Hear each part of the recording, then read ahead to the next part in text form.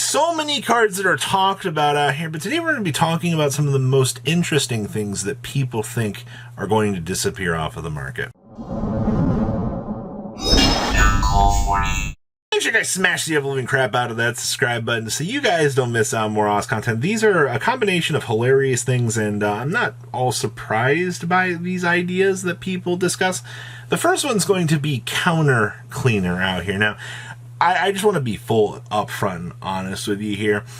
This is an absolute meme. All right, like the fact that you look at counter cleaner and then you looked at the new archetype that were the pendulum scales, Valmonica, and you're like, oh my gosh, this is such a threat. Everybody go get your counter cleaners now. Now, I will be perfectly honest with you.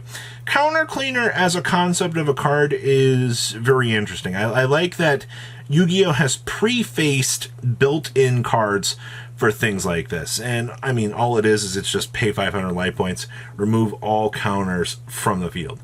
It doesn't matter what kind of counters they are, but Yu-Gi-Oh! Outside of, the few niche interactions with, spell counter stuff has been like, that's it.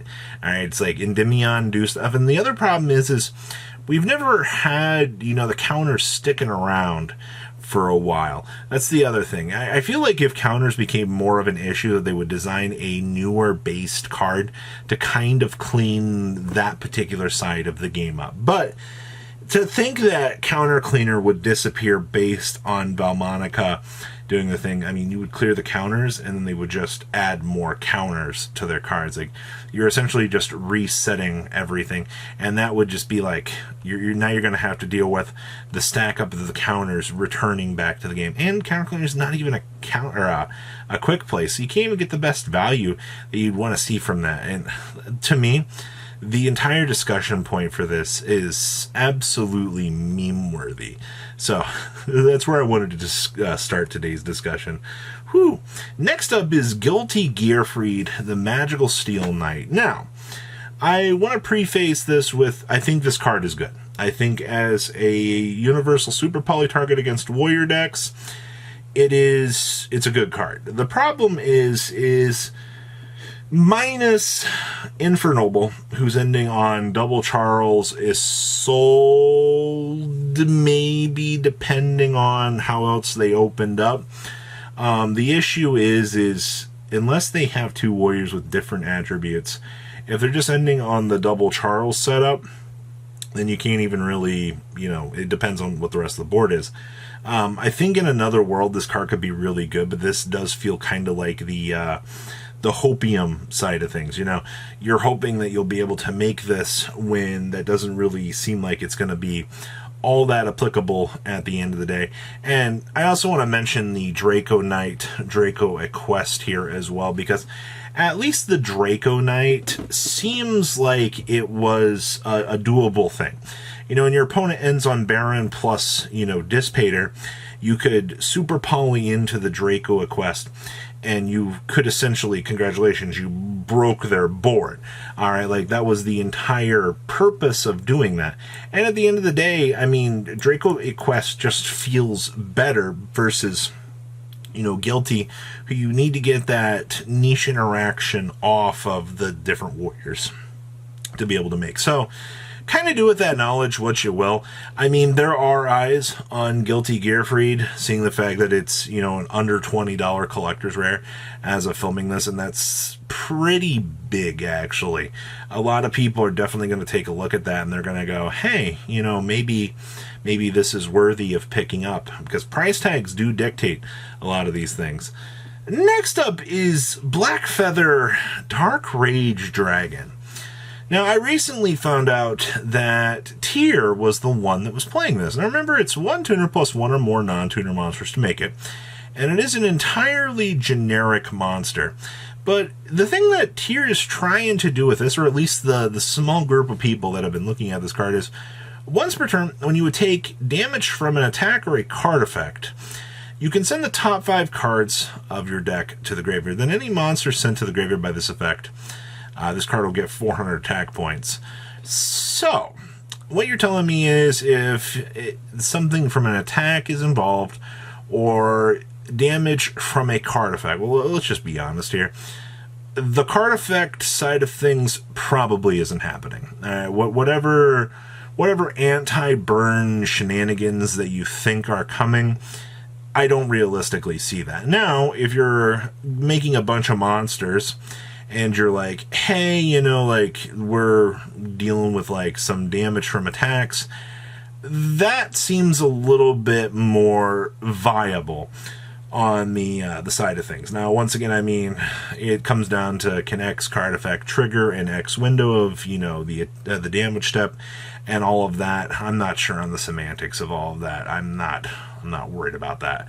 I just wanted to report on this and go, hey, you know, people are looking at Dark Rage Dragon. There's a discussion point about this, and they are actually rising in price. As of filming this, quantities of these have been disappearing very, very heavily off of the market. And once again, I mean, this is the hopium video, you know, X cards going up because of, you know, something crazy that's going on. And it doesn't seem like it would be all that crazy at the end of the day, but okay. Next up is Exo Sister.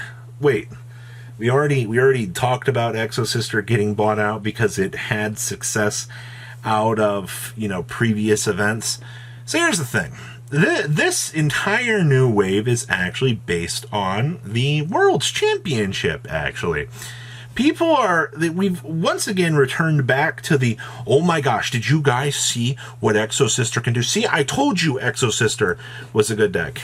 And all of this hype is coming from Master Duel. And I'm sitting here, I'm like, no, not at all. Now, I think that Exo Sister is a rogue deck that does, you know, it does do well in a lot of aspects of the game. One, because, I mean, people aren't prepared for the ability for things to move and, you know, get punished from the fact that this deck, you know, gets the free one card exceeds. Like, that was one of the coolest things that we had going for this archetype. But to base an entire push based on Master Duel meta, and I mean, to people that are like, you know, Master Duel doesn't affect the market at all. Yes, it does. It affects things a lot more than you think it does, because people that are just getting into the game will go to Master Duel and they'll be like, wow, you know, like, Exo Sister was very exciting. Like, this deck was actually really cool and it performed very well at the World Championship. You know, they see these top players playing this, they will get enticed to want to buy this. All right, like, that is a thing, and it will continue to be a thing. But as of filming this, don't buy it strictly based off of the performance of Worlds, because, you know, looking at how the format is actually structured, it's a make-believe land format. And, you know, I just want to point out here that Exo Sister is not the greatest thing in the world here.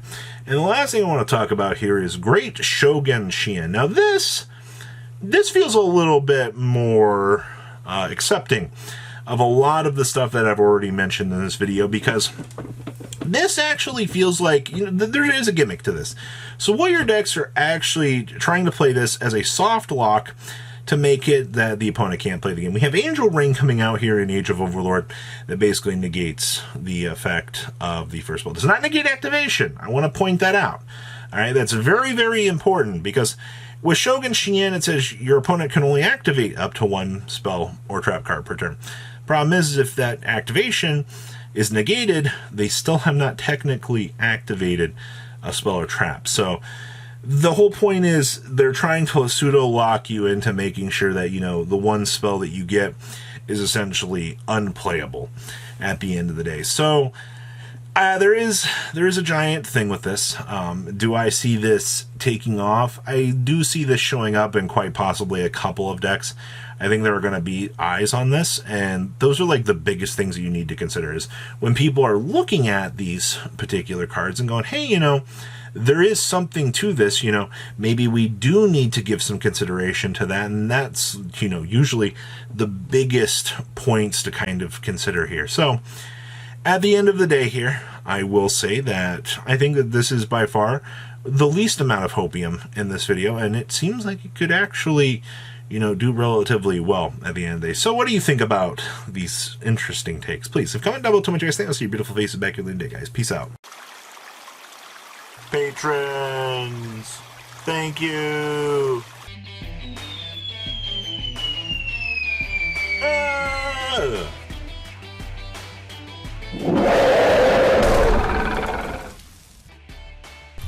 Thank you so much for watching. Check out these other videos.